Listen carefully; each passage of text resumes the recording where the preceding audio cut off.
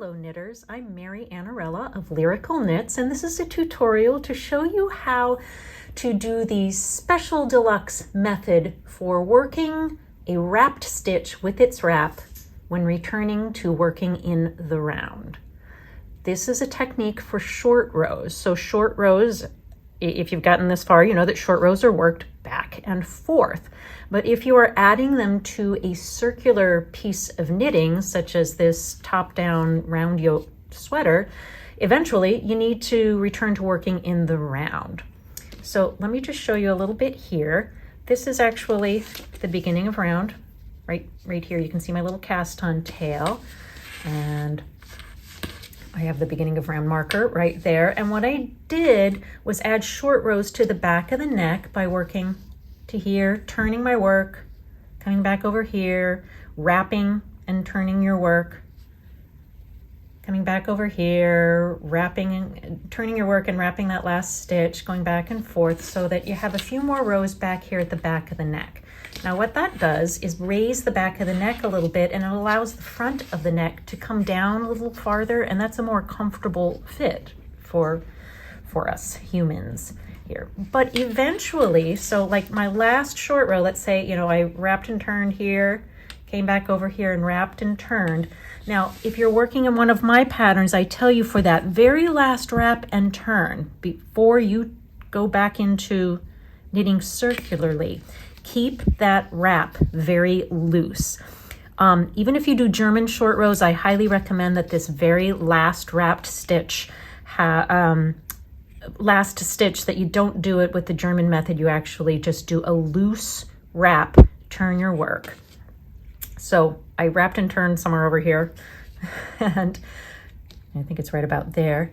Came around, worked my last wrapped stitch on this side with its wrap, just as usual, but now we're coming up to this wrapped stitch from the other direction, and that leaves a funky hole. Okay, so I've almost worked up to my wrapped stitch. Now here it is. Let me zoom in a little bit so you can hopefully see the wrap a little bit better. It's right here, and I kept it pretty loose. And the reason for that, it was way looser than that when I initially turned and came back around this way. Now again, a reminder is that when you're knitting back and forth, we would normally be working the stitch coming from this direction, coming from over here. But now we're approaching it in this direction. And so it's harder to close the gap between this stitch that was not a part of the short row and this one that is wrapped. So let's get up to it. It requires a special attention that I call the super deluxe method. Oops. Now I am working here in 2 strands of yarn. It's a very popular thing to be doing these days, to be working with a strand of mohair silk yarn and a strand of fingering weight. But the method works the same. So here's what you do. You're going to knit up to your wrapped stitch. And here's my wrapped stitch right here. Take a little care that you don't tug those stitches too much.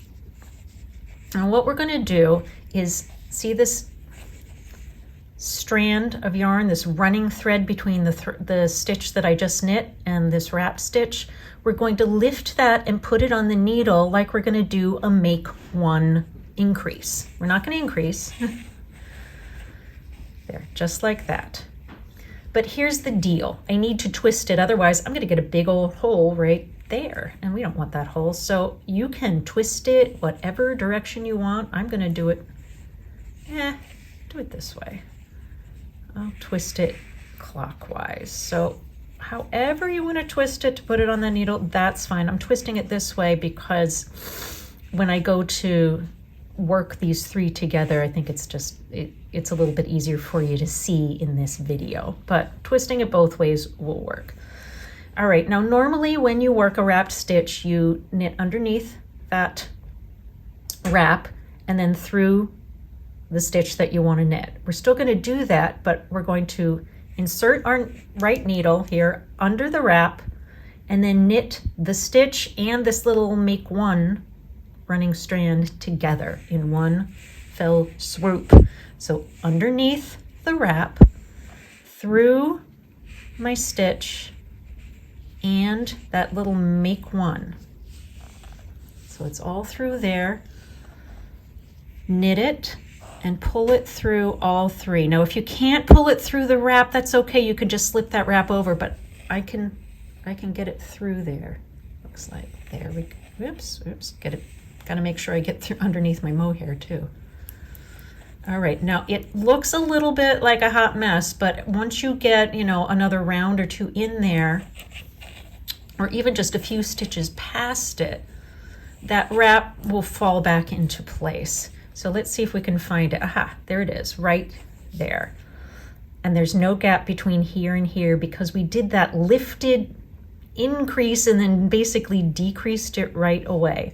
It is not going to quite have the stretch that other wrapped stitches that were worked from the other direction will have, but it works well enough. So I hope you found this tutorial helpful, and I hope you have a great day.